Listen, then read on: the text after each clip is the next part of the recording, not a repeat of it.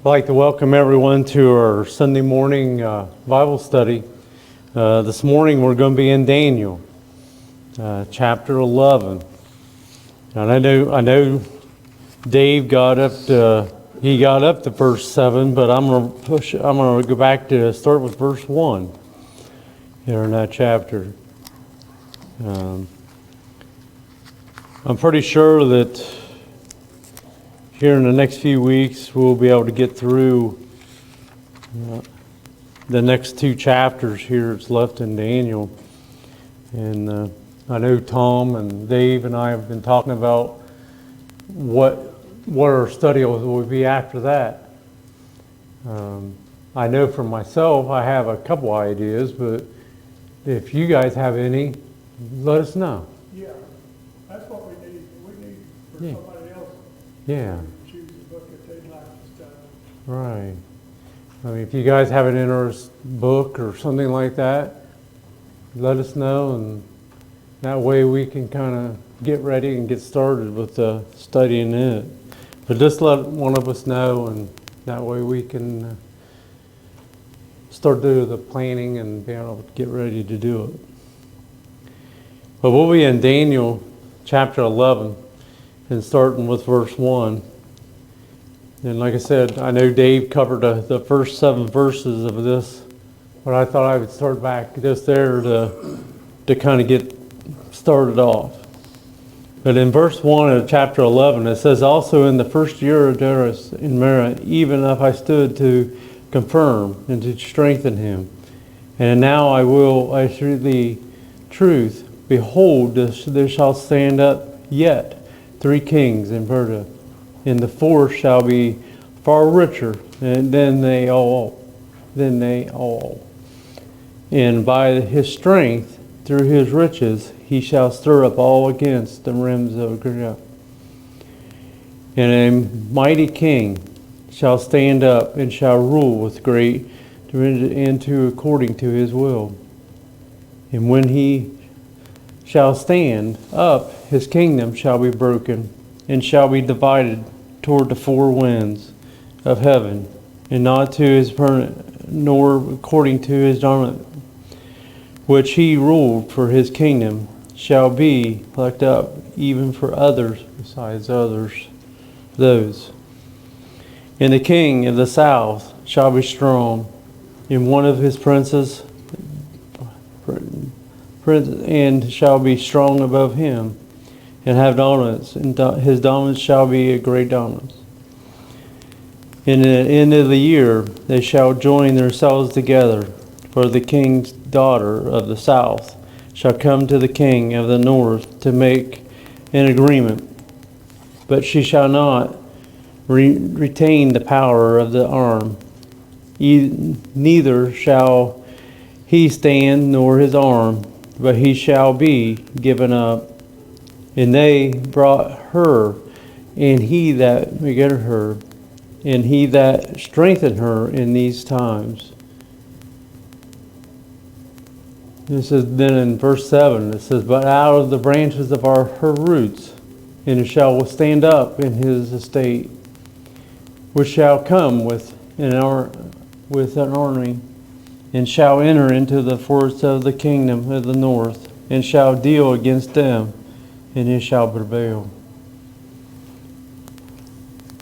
And they shall also carry captives into Egypt their gods with their princes and with their heirs, and with their previous vessels of silver and of gold, and shall continue more years than the king of the north." And it says, "So the king of the south shall come into his kingdom, and shall return into his own land. But his sons shall be stirred up, and shall establish a model of great forces. And one shall certainly come and overflow and pass through, then shall he return and be stirred up even to his forded. And the king of the south shall be moved with her, and shall come forth and fight with him, even with the king of the north. And he shall set forth a great multitude, but the multitude shall be given unto his hand. And when he hath taken away the multitude, his heart shall be lifted up, and shall cast down many 10,000, but he shall not be strengthened by it. For the king of the north shall return, and shall set forth a multitude greater than the former, and shall certainly come over certain years with a great army, and with much riches. And in these times these shall many stand up against the king of the south. Also the robbers of thy people shall exalt themselves to establish the vision, but they shall fall. So the king of the north shall come and cast up a mount, and take the most fenced city, and the arms of the south shall not withstand, neither his chosen people, neither shall there be any strength to withstand. It shows that both sides, the north and the south, finally kind of, if you want to call it, joined together. I know it's kind of a little bit of a long reading, but I thought it made sense reading it all together. But it showed how the king from the south and the king from the north, and they kind of, and it looked like the military and different things, they kind of went, they all kind of went together. And then of course then it talked about the strength in the last chapter, the verse there in 15. It says there'll be any strength to withstand. You know, they were doing it to gain strength and be able to stand up.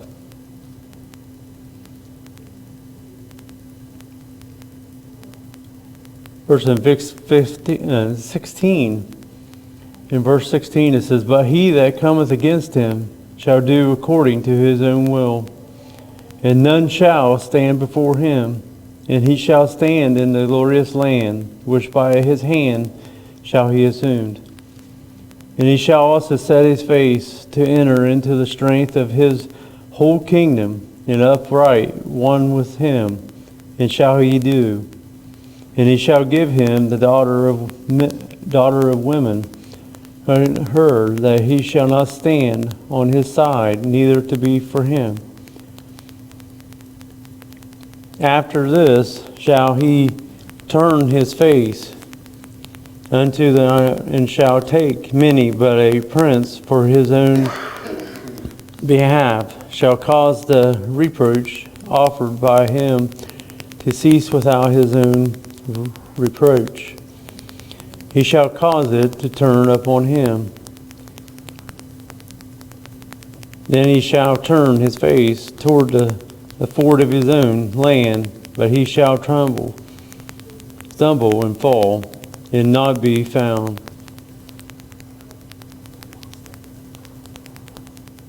Then shall stand up in his own estate a riser of taxes in the glory of the kingdom, but within days he shall be destroyed, neither in anger nor in battle. And his estate shall stand up a person to whom he shall not give the honor of the kingdom, but he shall be peaceful and attain the kingdom by authority. I know we're doing a lot of reading here in the scriptures, but you know, it kind of shows what they did to join together. You know, and it does say in here also too, they kind of knew that they, like in verse 19, it talks about, it says, you know, they knew they could stumble, they could fall, and it could be not found. Yeah, it could be lost. And they knew that. But they also, too, in verse 20, it talks about, it says they stood up. It says, stood up in his state. You know, riser of taxes in the glory. You know, and then it talked about where they could be destroyed. In anger, nor in battle.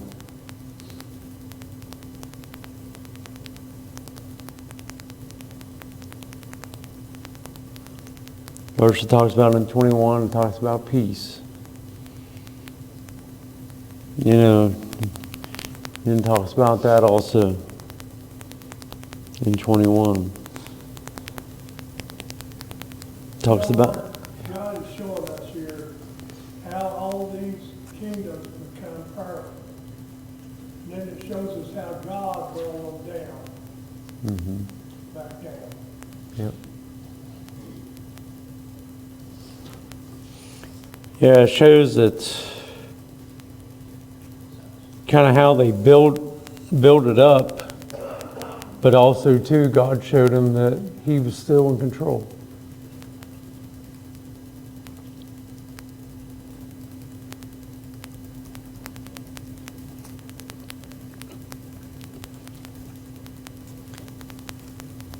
In verse 22, it says, "And with the arms of a flood shall they overflow from before him, and shall he be broken, yet also the prince of the covenant. In the other league, and after the league made with with them, he shall work, for he shall come up, and shall become stronger with a small people." You know, it's showing here it could be a small group. And you can be as strong as a big one. You know, but we just have to stand up. And we have to work.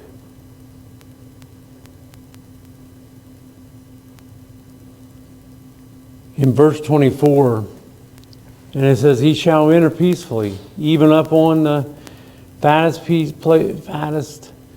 places of the garments, and he shall do that which his fathers have not done, nor his fathers."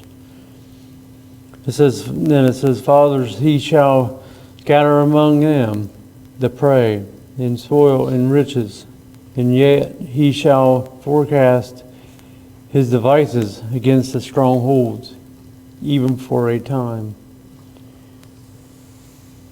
You know, like in this verse here, it talks about how, you know, the fattest areas, the biggest areas, they're all spread out.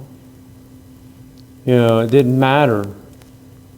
You know, it said, "Scatter among them the prey, the spoil, and the riches." And it didn't matter who they were. They put them all there together. They spread them out. Of course, then it says in his devices against the strongholds, even for a time. You know, it wasn't very long. You know, it was just for a time. But they did it to be able to get them strengthened up. Some believe that this is a chapter telling how Alexander the Great acquired much of his kingdom, as he would be the king of the north and going to battle against kingdoms further south of him. And so when you see some of those sounds, that might include possibly even Egypt at a point in time.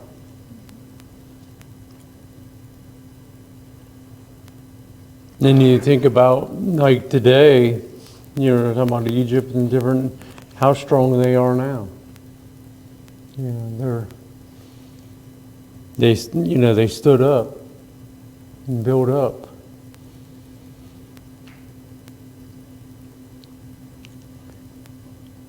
In verse 25, and it says, "He shall stir up his power and his courage against the king of the south with many great army, And the king of the south shall be stirred up to battle with a very great and mighty army.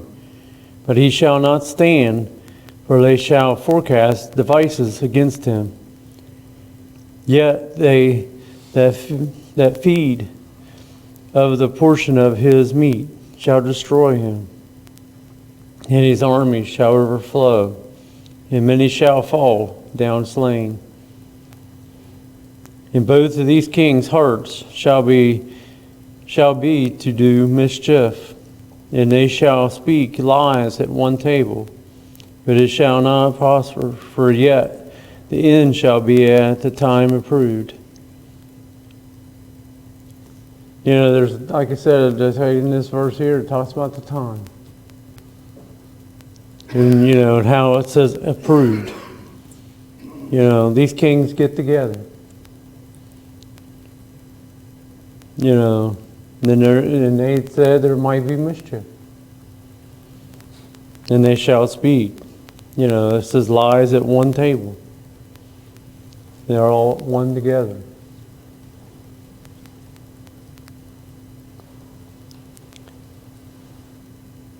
In verse 28, and it says, Then shall he return unto his land with great riches, and his heart shall be against the whole covenant, and he shall do in return to his own land. And at the time appointed he shall return and come toward the south, but it shall not be as a former or as the latter. You know, it gave us just in that verse right there, you know, the ones from the north went to the south. You know, they moved toward it. Then it says in there, it says, but it shall not be as a former or as a latter. You know, it's not telling, it's telling us that it's not going to be, you know, it says as of not, as the former.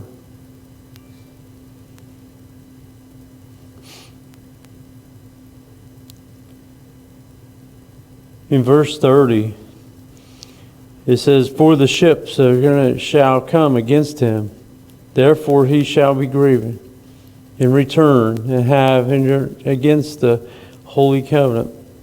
So shall he do, he shall even return and have intelligence with them that forsake the holy covenant. And arms shall stand on his part. And then they shall hold the strength, and shall take away the daily sacrifice. And they shall place the run and maketh the strength. In such as we do wickedly against the covenant, shall we by faith fury, but the people and do know their God shall be strong in virtue. And we know that God is strong. But they know that now. You know, it says, but the people that do know their God shall be strong.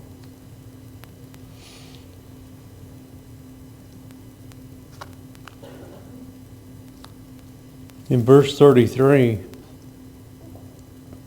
and they that understand among the people shall instruct many, yet they shall fall by the sword, and by flame, by captive, and by spoil many days. You know, if you read this way, this verse here, you read, it says, fall by the sword. You know, there's probably going to be a lot of killing. And it says, by the flame, by captive. You know, and it says it's going to happen for many days. You think about what this would be like. It shows the authenticity of the Bible and the prophets being able to predict these things so many years ahead of time. If you take a map and start looking at these empires, you know, 4 or 5 empires, one comes after the other. This took a long time. Sometimes it took hundreds of years for one empire to gain strength, capture all this, and then they'll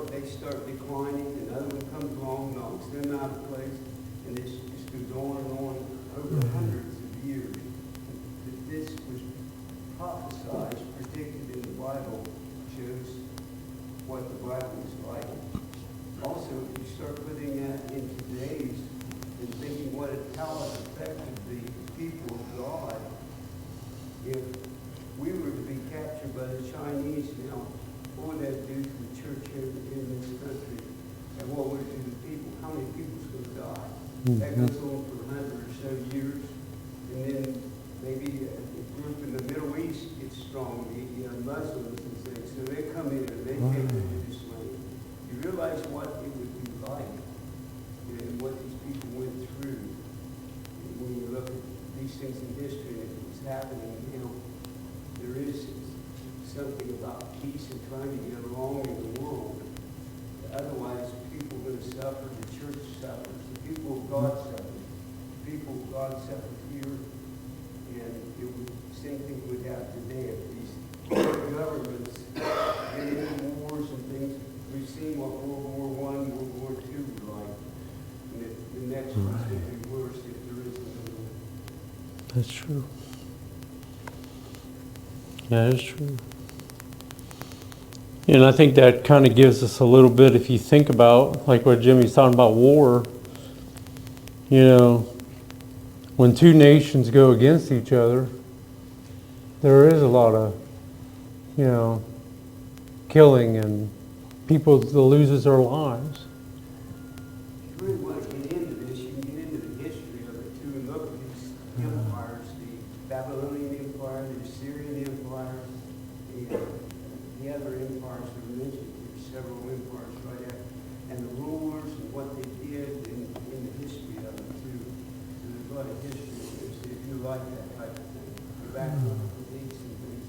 And again, it shows how accurate the Bible is. True. That's true.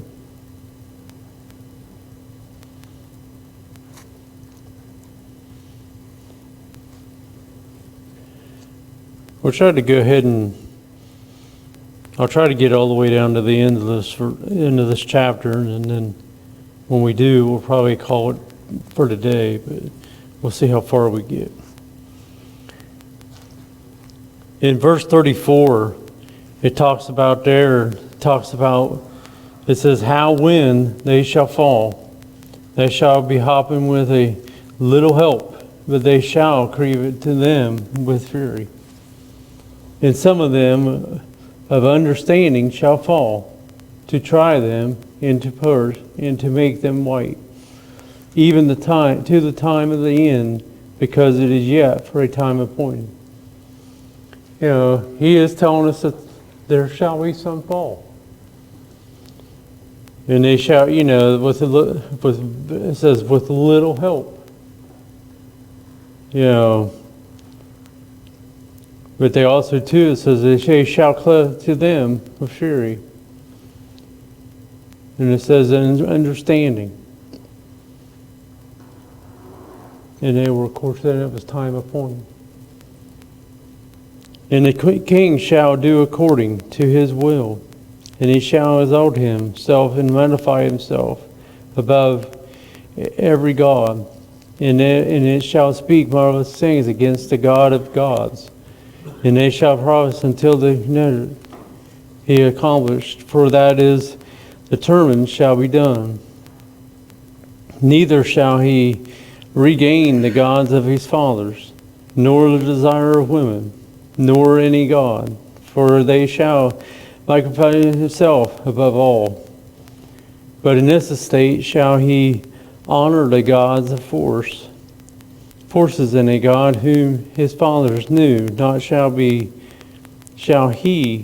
honor with gold and silver, and with precious stones and precious things. He do this in the most strongholds, with a strange God, whom he shall acknowledge and increase with glory. And he shall cause them to rise over many, and shall divide the land for their gain. Of course, it says gain, in parentheses I have for profit.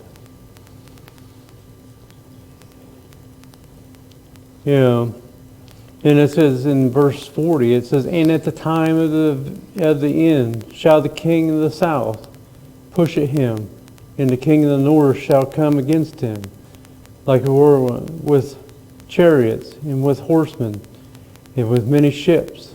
And he shall enter into the countries, and shall overflow and pass over. They're talking about battle.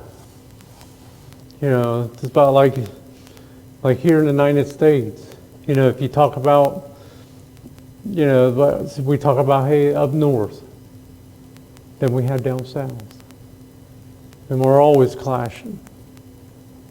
I guess you can get into, if you want to, about the football game yesterday. How us here in Ohio State, we always say the people up north. Well, when we get up around that area, they say down south. They're talking about us. It's kind of about the same here. Talks about how they clashed and they went against each other. And the empire of the north beat the empire of the south. Yeah, it's true. And it's the 4th year in a row. But that just shows the strength of the two, where they battled. That's just example, like a little bit what I talked about right there was this example of this here. The two going against each other. And they talk about how they pushed. And, they pushed at each other.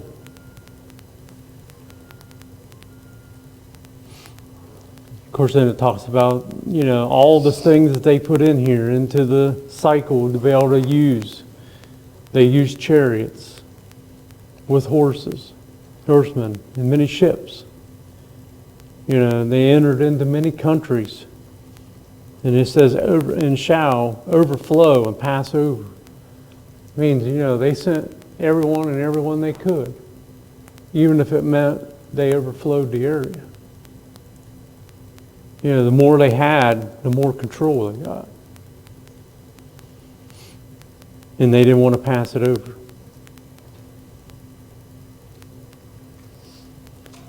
In 41, it says, and he shall enter also into the glorious land in many countries. It shall be overflown, but they shall escape out of his hand, even in the king of the children of Ammon. And he shall strengthen forth his hand also upon the countries, and the land of Egypt shall not escape. Shows the strength. They were working on strength. And they didn't care. It says, like it said, and the land of Egypt shall not escape. They're telling it, things ain't going to go away. Even Egypt's not going to escape out of this. And that's also for us. We're not going to escape either.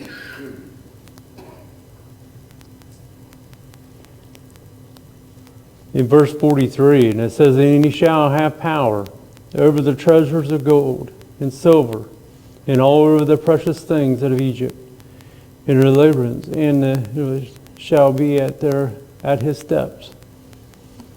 They're saying everyone's eventually going to come together. They're going to be all there at the steps, all put together. Then in 44 it says, but the tides out of the east and out of the north shall trouble him. Therefore he shall go forth with great fury to destroy, in order to make many and take away many. Then it says, and he shall plant the tabernacle of his kingdom, between the seas, in the glorious holy mountain. Yet he shall come to his end, and none shall help him out. And none shall help him.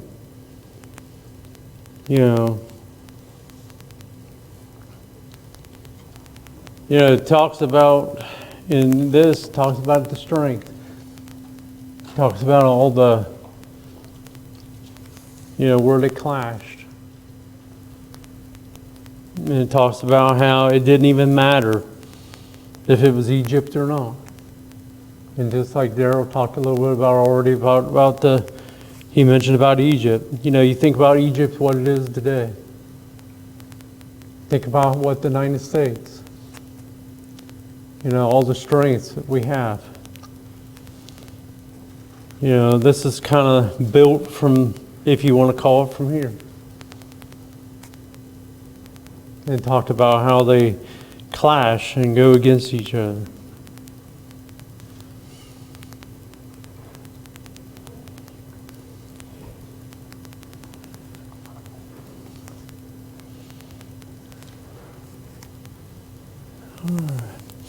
We're going to go ahead and stop there. And then next week, we're going to get into chapter 12. And like I said, between now and maybe next week, we can kind of think about like what we want to study next. Because I know if we go and finish this, maybe I can go ahead and start what we decided here in a couple of weeks or so from now. In our studies and all that, but I want to put it out there to where, you know, you guys can let us know what you guys want to do. Yeah, there might be a study you guys want to do on the book.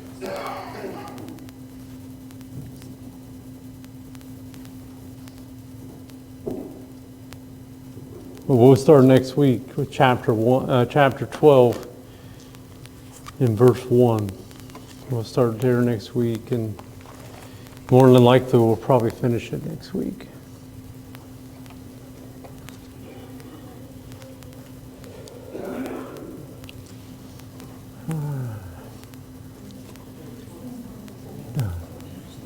You going to use this morning? You want to put it out right here? I know Charles usually comes up here and he'll go. One day he says, I know not to go past here.